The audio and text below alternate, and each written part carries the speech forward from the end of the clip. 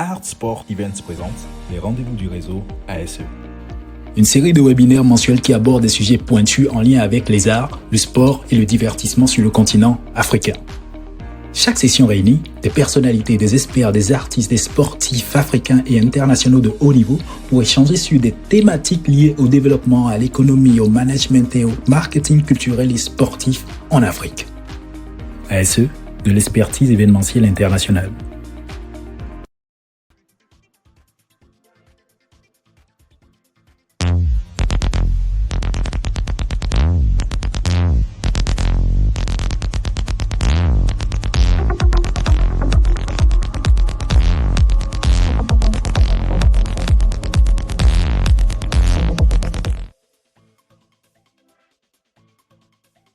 Bonjour à toutes et bonjour à tous et bienvenue sur ce premier webinaire du réseau ASE. C'est un véritable plaisir pour moi d'être en votre compagnie aujourd'hui et nous sommes ravis d'accueillir aujourd'hui des invités d'exception, experts internationaux du secteur de l'événementiel artistique et sportif. Ils nous viennent de différents pays et disposent d'une grande expérience dans ces domaines. Nous allons vous les présenter tout de suite.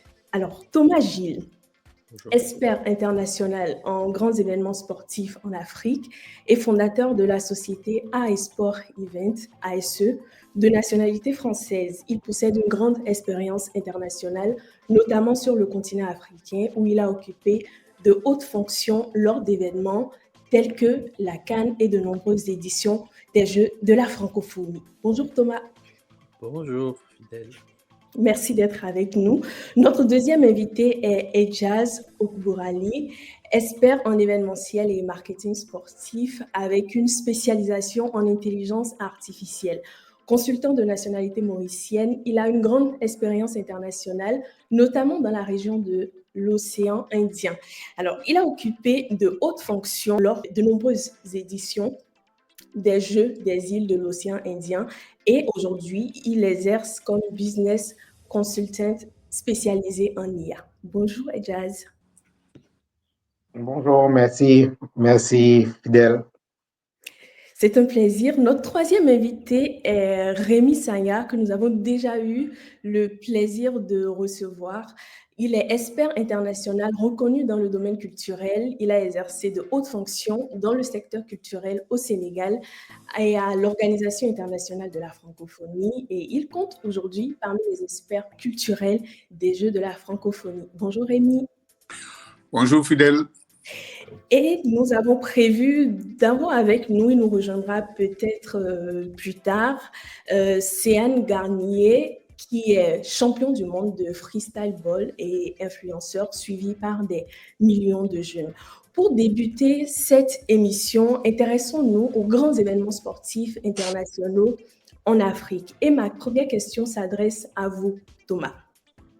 Quels sont, à votre avis et au vu de votre riche parcours, les enjeux et les défis auxquels ces événements doivent faire face en termes de préparation, de logistique et d'héritage durable pour les territoires et les populations? Merci beaucoup, Fidèle. Donc, en effet, déjà en termes de programmation, de planification événementielle, on identifie souvent différentes phases. Donc, phase de planification, la phase de préopérationnelle, dite préopérationnelle, phase d'opérationnalisation, et ensuite la phase de déploiement sur site et le déroulement de l'événement, et ensuite la phase de bilan.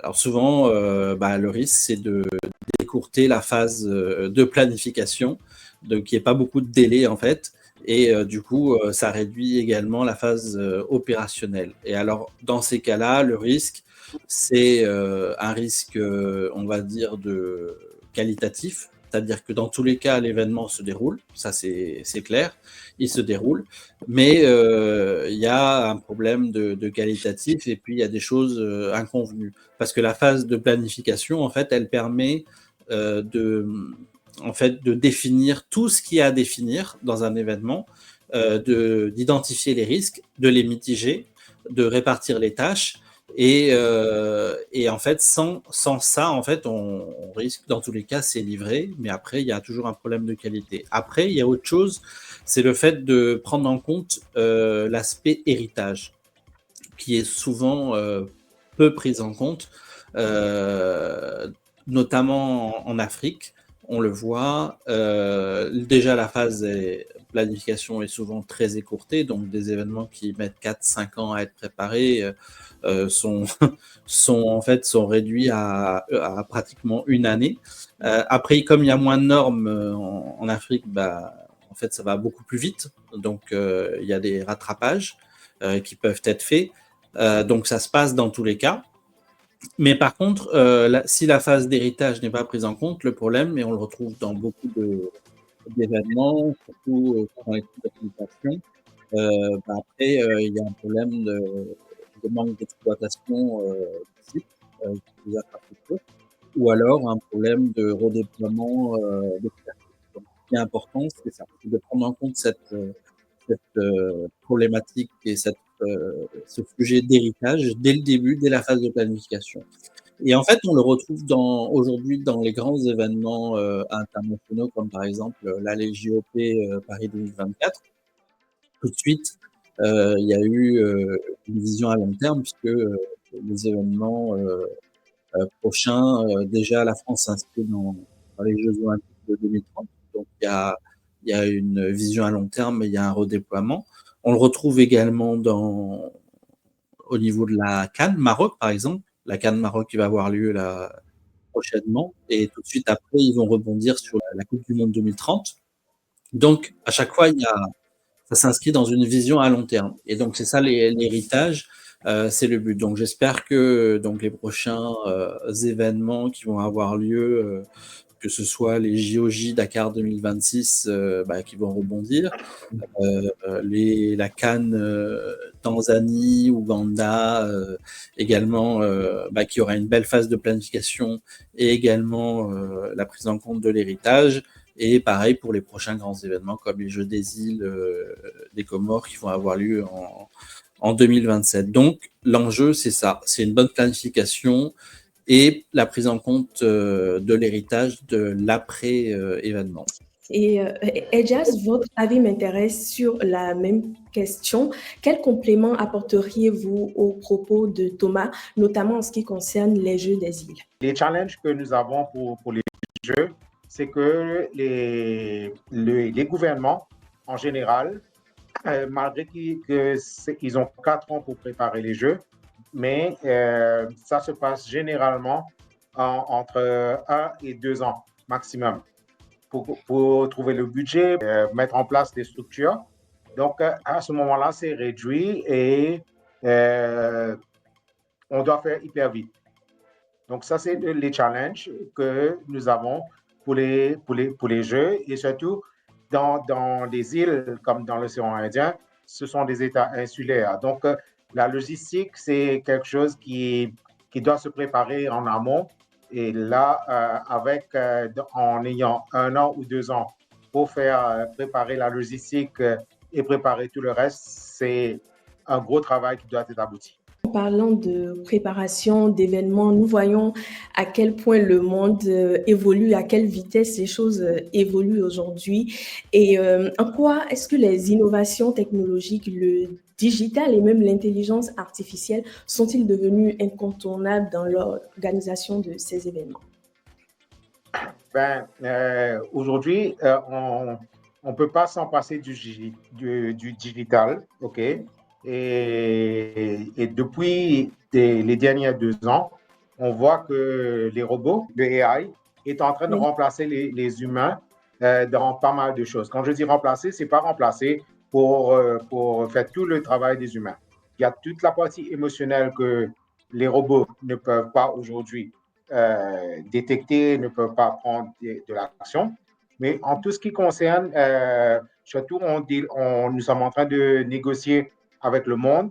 Toute la partie digitale devient hyper importante pour toute la création, de l'enregistrement, de campagnes de marketing, pour faire la communication et aussi aujourd'hui pour générer toute la partie pub, générer pas mal de choses avec le IA. Donc, ça va aider définitivement pour les organisations de n'importe quel jeu, pas que les jeux des îles, mais les jeux d'envergure mondiale.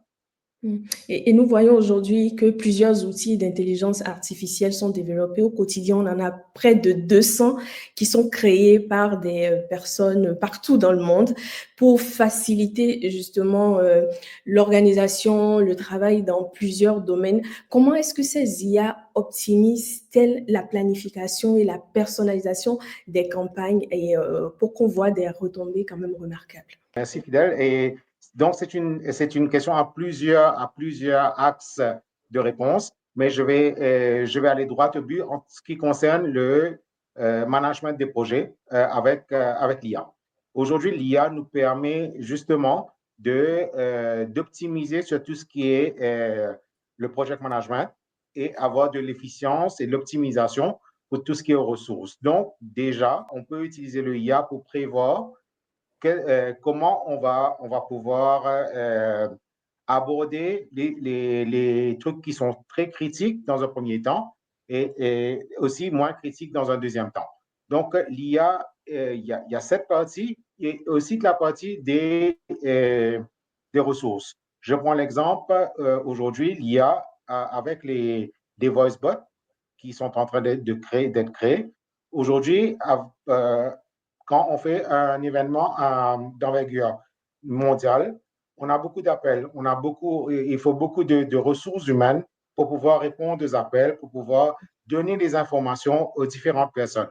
L'IA aujourd'hui peut complémenter, je ne vais pas dire remplacer, mais complémenter les ressources humaines pour donner toutes les informations qui sont basiques pour les gens qui téléphonent, pour les gens qui ont besoin des informations, peu importe par téléphone, par email, par WhatsApp, tous les canaux de communication. Donc, l'IA peut venir ajouter cette couche pour donner beaucoup plus de value aux personnes.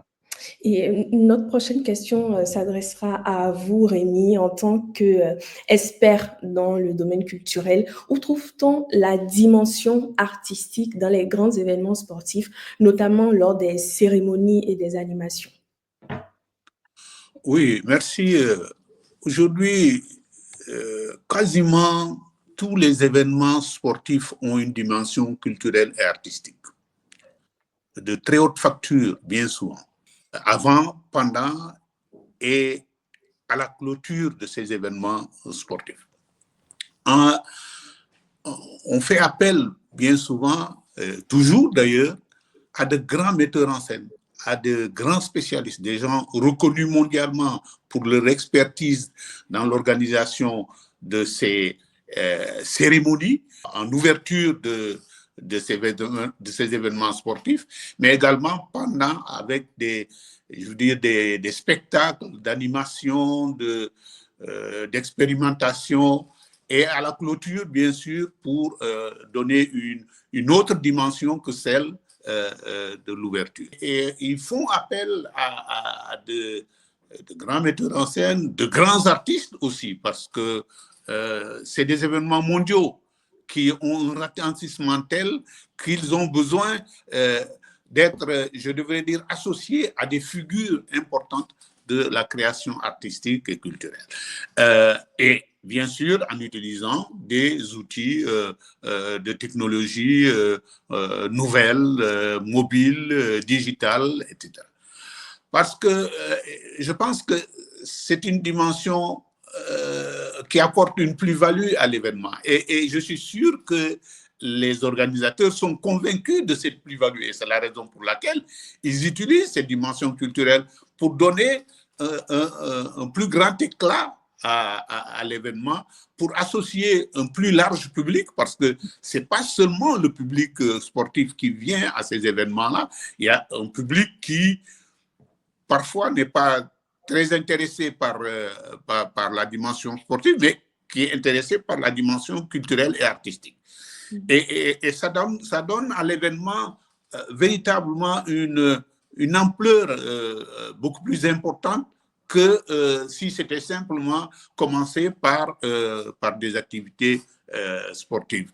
Et ces événements étant couverts par des médias internationaux très importants, acquièrent par la même occasion une popularité internationale avérée, parce que ces médias-là sont en capacité de transmettre, ou en tout cas de diffuser si largement l'événement que le monde entier a les yeux rivés sur ces événements sportifs associant à la dimension culturelle. Pour ce qui est des Jeux de la francophonie, l'association, je devrais dire, culture et sport est une décision politique. Dès l'origine, les États et gouvernements de la francophonie ont opté pour un programme en direction des jeunes, mais un programme qui associe sport et culture. On peut noter à ces occasions-là certainement des performances sportives que les athlètes concourent, mais également on peut noter une dimension artistique importante avec la participation des artistes, la participation de personnalités du monde de la culture qui donnent à l'événement une dimension internationale et une plus grande respectabilité à l'international. Les spectacles qui sont donnés sont des spectacles de haute facture, de grande qualité, parce que l'on utilise les moyens, je veux dire, techniques, professionnels, qui sont habituellement utilisés pour ces grands spectacles. On y retrouve aussi des expositions d'art visuel de très haute facture qui ont ouvert des portes internationales à de jeunes talents qui aujourd'hui ont une carrière à l'international, participent à de grands événements, se font acheter leurs œuvres par de grands collectionneurs. Je pense que cette alliance sport et culture, elle est naturelle. Thomas l'avait précisé, enfin, l'avait souligné il n'y a pas très longtemps. À l'origine, les Jeux olympiques, c'était sport et culture. C'est les Jeux modernes qui, à un moment donné, ont un peu négligé le volet culturel, pour ne pas dire qu'ils l'ont même fait un peu disparaître. Mais on revient aujourd'hui à cette dimension sport et culture.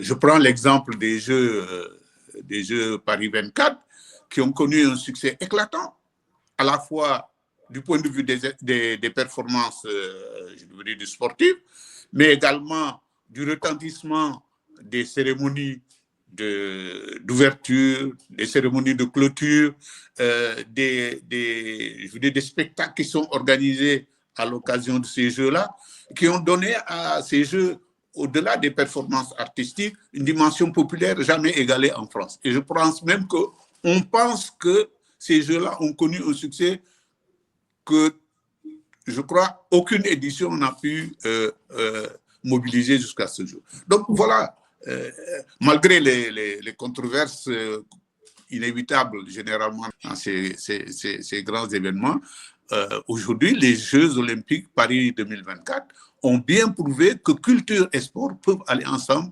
doivent continuer d'aller ensemble.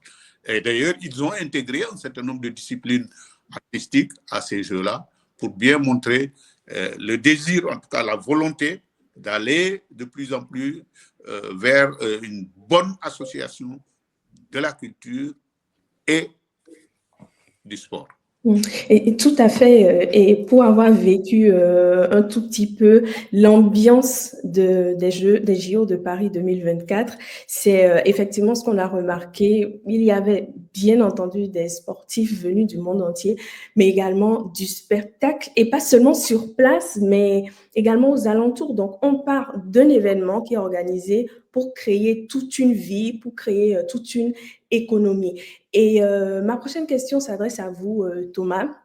Quels sont les liens entre les arts et les sports depuis les Jeux antiques jusqu'aux Jeux modernes? Donc, on va remonter un tout petit peu le temps et c'est vous qui allez nous conduire dans ce cheminement. Ah, merci Fidèle. En effet, Rémi en a déjà commencé à en parler. à la base, lors des Jeux olympiques de la Grèce antique, en effet, et ils étaient au même niveau. Il y avait des concours culturels et des compétitions sportives, et qu'il y avait des arts visuels, il y avait toutes sortes d'arts et des compétitions. Et lorsque ça a été régénéré lors des Jeux olympiques modernes, en fait, les sports ont été mis en avant euh, parce qu'ils étaient plus faciles on va dire, à médailler, c'est-à-dire ils étaient plus codifiés. Et en fait, tout le volet artistique est resté en périphérie, à la fois au niveau des cérémonies et au niveau de toute l'animation autour. Donc, il fait partie intégrante de l'événement, mais il n'est plus en fait en première ligne justement du fait de cette codification qui est plus propre au sport que aux arts. Toutefois, en fait, on voit, donc c'est en fait la grande différence. Toutefois, on voit des similitudes et des associations entre les arts et les sports à plusieurs niveaux, et parfois la frontière elle est pas elle est faible. Par exemple, si on prend les artistes et les sportifs de haut niveau, ils ont les mêmes préparations, que ce soit mentale ou physique, surtout les performeurs. Donc, en fait, il y en a qui répètent, il y en a qui s'entraînent, mais au bout du compte, il faut qu'ils donnent une performance. Donc, on retrouve déjà cette similitude avec des coachs, avec tout ce qu'il faut à peu près, même si c'est deux mondes différents, en fait, c'est les mêmes codes de préparation. Ensuite, il y a des disciplines où l'art et le sport sont carrément imbriqués, et c'est très difficile de voir les différences. Si je prends par exemple, en effet, on a parlé de Paris 2024, il y a le hip-hop qui est à la base une discipline de culture urbaine qui a été intégrée au JO de Paris 2024 sous la forme du breakdance, donc qui est une des formes du hip-hop, parce qu'elle était hyper codifiée. Et donc, du coup, ça a été intégré de cette façon-là parce que c'était possible. Mais en effet, la performance a priorité sur le côté artistique. Du coup, bah, ceux qui sont du hip-hop, ils se sont dit bon bah on a un peu détérioré le hip-hop. On a retenu qu'une des formes, puisque le hip-hop, il y a plusieurs formes. Il y a la forme de la danse, etc. Si on prend un autre exemple, il y a le patinage artistique.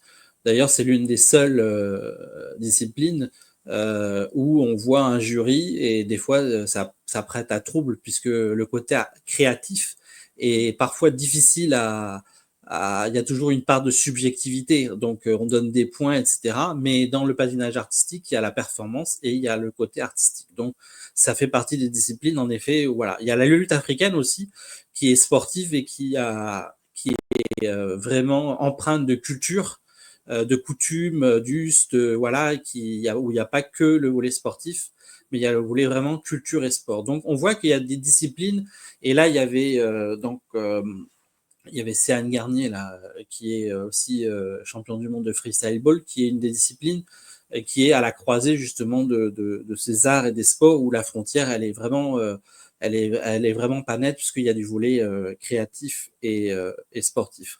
Ensuite, la dernière chose qui associe les arts et les sports, c'est qu'on peut les regrouper aujourd'hui sur l'aspect divertissement. Ils répondent aux mêmes normes en termes de produits marketing et en termes de programmes. Aujourd'hui, le but, c'est de le commercialiser.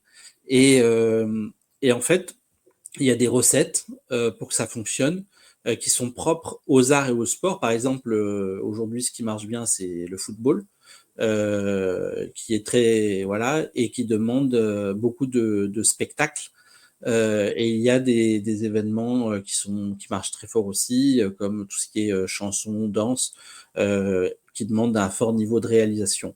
Mais si on veut aller voir les similitudes qui existent entre les arts et les sports, on peut retenir le fait que pour que ça fonctionne, les recettes pour que ça fonctionne, c'est d'abord le concept. Il faut qu'il y ait un concept original, attractif, donc qui intéresse. Ça, c'est la base que ce soit en art ou en sport. Ensuite, il faut qu'il y ait un enjeu. Alors, on parle de plateau pour le volet sportif. Mais on dit souvent qu'il faut qu'il y ait des vedettes pour que ça attire. Donc l'enjeu, ça peut être divers, mais il faut qu'il y ait un enjeu. Ensuite, il faut qu'il y ait du suspense. Qui va gagner? On ne connaît pas le résultat. Donc ça, que ce soit les arts et les sports, ça répond aux mêmes problématiques. Et enfin, le spectacle, j'en ai parlé, il faut du show. Il faut du show, son, lumière, et avec de plus en plus d'exigences, que ce soit le sport, on voit le football, c'est réalisé comme un spectacle. Les shows aujourd'hui, que ce soit The Voice, Eurovision, on voit que c'est millimétré et c'est vraiment du spectacle. Et d'ailleurs, il faut que le spectacle maintenant, avec le digital, etc., il faut qu'il soit de plus en plus impactant, de plus en plus court et avec des codes bien particuliers et qui se déclinent sur différents supports. Il n'y a plus que la télé, il y a le digital. Donc en fait, on parle de multi-support, de spectacle multi-support. Et enfin, il y a le dernier qui est arrivé et qui aujourd'hui est important à prendre en compte, notamment avec tout ce qu'on a dit là, les outils, le digital et les IA, etc. C'est l'interactivité.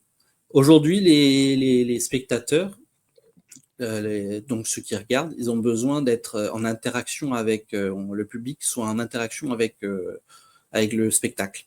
Donc ils peuvent interagir soit par vote, soit par commentaire, soit par voilà, toutes sortes de choses, mais qui se sentent impliqués dans l'événement et on le retrouve beaucoup au niveau du digital avec des capsules, avec voilà, il y a le live et puis il y a toujours ce qui est avant, etc.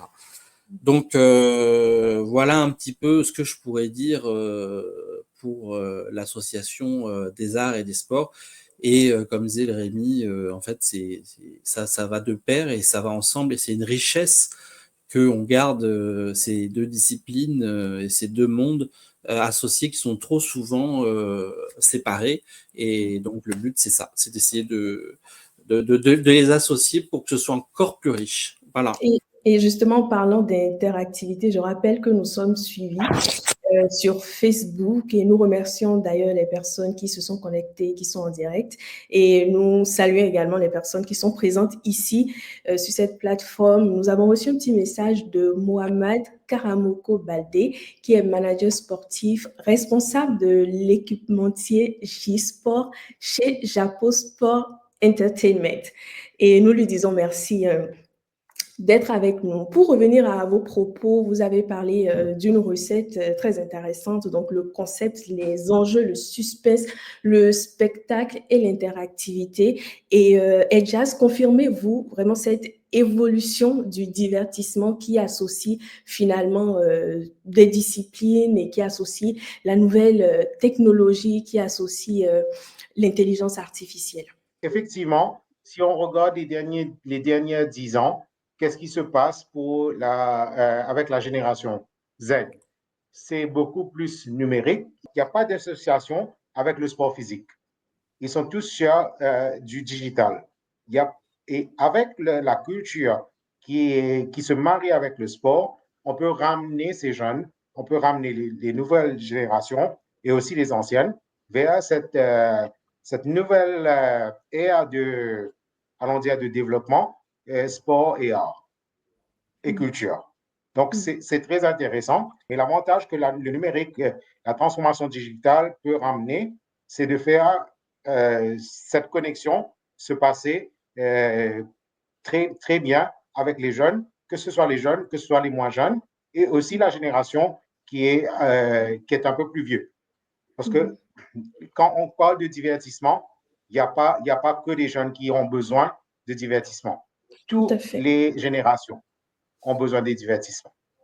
Exactement, et personne ne devrait être mis de côté parce que justement dans le public, on a toute catégorie de personnes, des âges divers, des catégories socio-professionnelles diverses. Et c'est là même le défi de l'organisation, réussir à intéresser toutes ces personnes et à les impliquer, qu'elles puissent se sentir vraiment concernées par les événements. Et nous allons d'ailleurs parler de l'évolution du divertissement en Afrique. Rémi, nous savons qu'il y a le volet artistique avec les arts visuels, les expositions, les arts scéniques. comme les concours, on pense à Eurovision, The Voice, etc. Et ces formats connaissent aussi un grand succès en Afrique. C'est un rendez-vous pas pour des individus, mais parfois même pour des familles qui se réunissent pour suivre en direct ces émissions. Comment voyez-vous l'évolution du divertissement en Afrique, notamment avec les nouvelles technologies mobiles, digitales et la télévision? Il est certain qu'il faut prendre en compte l'évolution, les évolutions, les innovations, les nouvelles découvertes technologiques, etc. Et il importe progressivement, effectivement, de répondre à des attentes parce que les jeunes sont en attente aujourd'hui de nouvelles formes, je devrais dire, de présentation culturelle. Et c'est utile que les réflexions qui se font dans cette dynamique un peu d'innovation et de création, de valorisation de la créativité, qu'on prenne en compte les différentes formes, je devrais dire, d'expression culturelle, mais également de présentation de certaines disciplines culturelles. The Voice et autres connaissent un grand succès. Est-ce que, vous me posiez la question, est-ce que les jeux de la francophonie ne devraient pas prendre en compte ces dimensions? Certainement, parce que les jeux de la francophonie sont une construction constante. Ils n'ont pas été ce qu'ils sont aujourd'hui. C'est le fruit d'une réflexion qui a été très inclusive, associant les jurés, les artistes eux-mêmes, à travers notamment les lauréats, les instances elles-mêmes, les décideurs politiques, qui ont cette réflexion-là qui a abouti aujourd'hui au schéma que nous avons des Jeux de la francophonie, avec cette dimension art vivant, cette dimension art visuel, cette dimension, je veux dire, création urbaine, et qui font aujourd'hui cette notoriété des Jeux de la francophonie et cette dimension populaire des Jeux de la francophonie. Les derniers Jeux que nous avons connus en Côte d'Ivoire et en République démocratique du Congo ont connu une dimension populaire jamais égalée. Pourquoi? Parce que les organisateurs ont pris en compte effectivement les réflexions qui ont été organisées pour donner à ces Jeux-là un contenu qui réponde véritablement aux attentes de la population. Je ne préjuge pas de l'avenir, parce que, encore une fois, c'est des instances qui vont avoir à décider de la manière dont ces jeux-là vont être conduits, de la manière dont il faut innover, de la manière dont il faut médiatiser ces jeux-là. Et je pense que inévitablement, nous allons arriver à une intégration de toutes ces formes d'expression, de toutes ces formes de présentation dans l'organisation de ces jeux-là, pour une plus grande réponse, pour une meilleure réponse aux attentes de la jeunesse francophone en particulier. Tout à fait. Donc, une meilleure réponse aux attentes de la jeunesse francophone et une plus grande participation et même une internationalisation des projets africains, des événements sportifs africains. Voilà, nous arrivons à la fin de ce premier rendez-vous du réseau ASE. Merci à chacun de vous, Thomas, Ejaz, Rémi. Merci pour vos interventions très pertinentes. Et nous disons également merci aux personnes qui nous ont suivis en direct. Vous pouvez retrouver ce webinaire sur la chaîne YouTube de ASE. Et si éventuellement vous avez des questions à poser à nos experts, n'hésitez pas à nous contacter sur le site internet, donc le www.asportevent.com.